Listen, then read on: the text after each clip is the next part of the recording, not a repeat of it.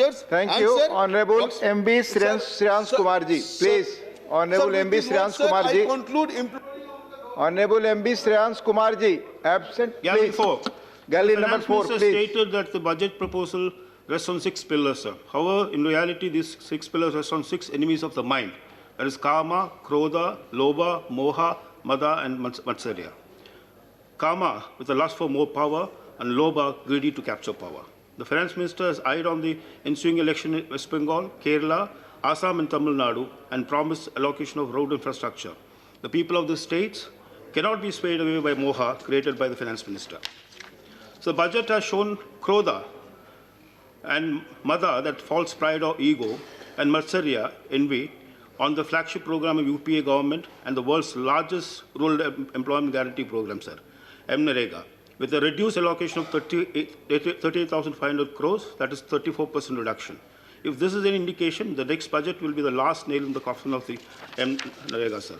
The proposal for privatizing the large and most trusted insurance company of India, LIC, and sale of central PSUs, 2 public sector banks, and 1 general insurance company militates against the establishment of a socialist pattern of society envisaged by our founding fathers. Article 39C of the Constitution of India provides for regulating the economic system of the country so as to prevent concentration of wealth and resources in a few hands. Yesterday, Mr. Chidambaram was mentioning that 73% of the wealth is constitutes 1% of the population, sir.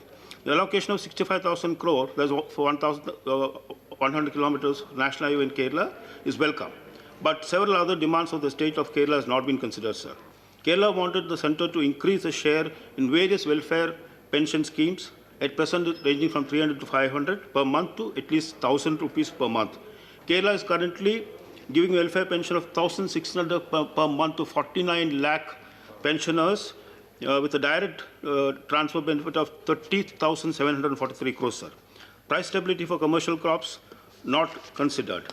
Even though 1,000 crore were allotted for the welfare of tea workers, Assam and West Bengal, Kerala is totally ignored, sir. Kerala produces 60 million odd kilograms of tea every year and is ranked 4th in India.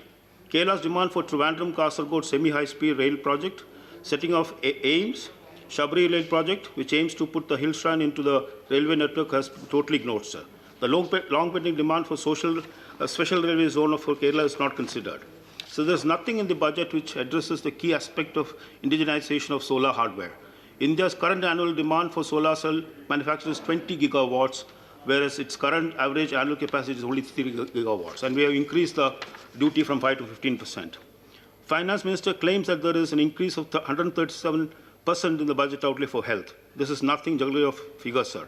Budget estimate for health is 74,602 crores only. This actually is lower by 7,843 crores. That is lower by 9.5% than the revised estimate and not as claimed by the Finance Minister, sir. 95% reduction for Women Empowerment Mission. A budget outlay of just 48 crores against previous outlay of 1,163 crores, sir. A reduction of 425 crores for the outlay of Anganwadi, sir. Sir, I'll conclude in 1 minute. Sir, on 24th March night, the Honorable Prime Minister, without consulting any of the states, suddenly announced lockdown, pushing tens of thousands of daily wage migrant workers stranded on the roads of the cities which they helped to build once. With the looming fear of hunger, men, women, children traveled hundreds of kilometers on barefoot to reach their homes. Infants and pregnant women suffered the most, sir. Hundreds of them lost life during the tough journey.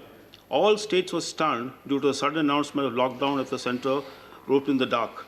No help was forthcoming. Finance Minister has now announced One Nation, One Ration card and a portal for migrant laborers, which is nothing but crocodile tears and is much too little, much too late, sir. Sir, I also urge the Finance Minister to reinstate the MP Lards. In Kerala, where I come from, and Tamil Nadu, Maharashtra, MLAs have their local development fund. In Kerala, 5 plus 1 crore, that's 6 crore. When MPs cannot help the local community and the local institutions without this fund, sir. And I'd like to conclude by saying that the budget has no strategy for increasing revenues.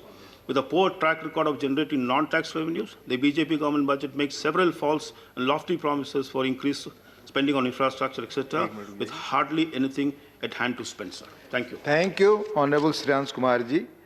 Honorable Sri H.D. Devgowda ji. Honorable ex-Prime Minister Honorable H.D. Devgowda ji, not present. Sri Ashok Siddharth